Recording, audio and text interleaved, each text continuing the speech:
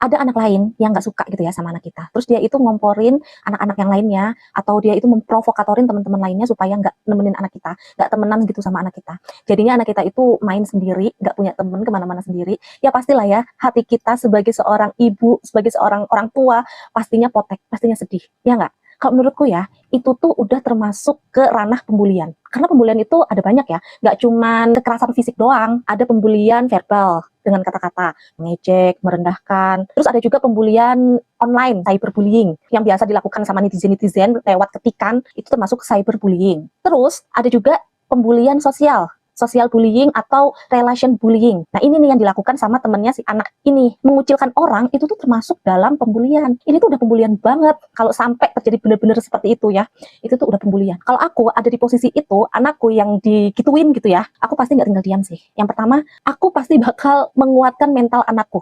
Aku peluk dia, aku dengerin cerita dia tanpa aku ngasih solusi atau aku nasehatin gitu ya. Nggak, aku dengerin dulu keluhan-keluhan dia. Anak yang mengalami pembulian itu mentalnya benar-benar drop loh. Walaupun dia itu kelihatannya baik-baik aja, walaupun dia kelihatannya itu kuat, nggak kenapa-kenapa, nggak gimana-gimana, itu pasti dia mendem. Itu pasti dia di dalam hatinya itu antara takut, tapi dia berusaha beraniin, dia khawatir, cemas. Jadi aku pasti bakal peluk anak aku temenin dia, aku pastiin kalau aku ini selalu ada untuk dia.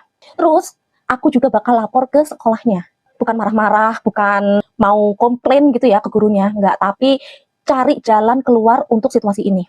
Nggak cuma dari aku doang nih ya, nggak cuma dari aku nguatin anak aku, tapi gurunya juga harus bisa dong menengahi masalah ini. Gurunya juga harus tahu, karena kebanyakan guru itu nggak pernah tahu kalau ada anak yang lagi dibully. Jadi aku bakal ke sekolah nih, aku ngobrol sama guru kelasnya, aku ngobrol sama guru BK-nya kalau ada, cari jalan keluar dari masalah si anak ini.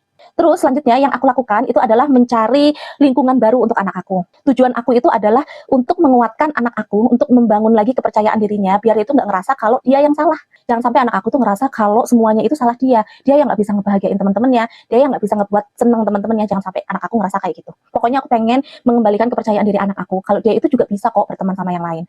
Ya maybe di sekolah dia nggak bisa berteman sama yang lain, soalnya teman-teman yang lainnya kan udah diwanti-wanti jangan main sama dia gitu kan. Tapi kalau di lingkungan yang baru kan beda lagi. Nah dari situ aku juga bakal bisa lihat nih gimana cara anak aku bermain, berteman dengan teman-temannya. Kalau memang ada indikasi anak aku yang bermasalah, ya disitulah aku akan membenahi anak aku. Jadi gitu, menurut aku sih ini udah termasuk pembulian dan harus segera ditangani dengan baik. Apalagi anaknya masih kelas 1 ya, benar-benar harus ditreatment dengan baik. Jangan sampai mentalnya itu kena duluan, sehingga dia nanti nih merasa kalau dia itu harus selalu menyenangkan temennya, dia itu harus selalu nurut sama temennya supaya dia itu mendapatkan teman.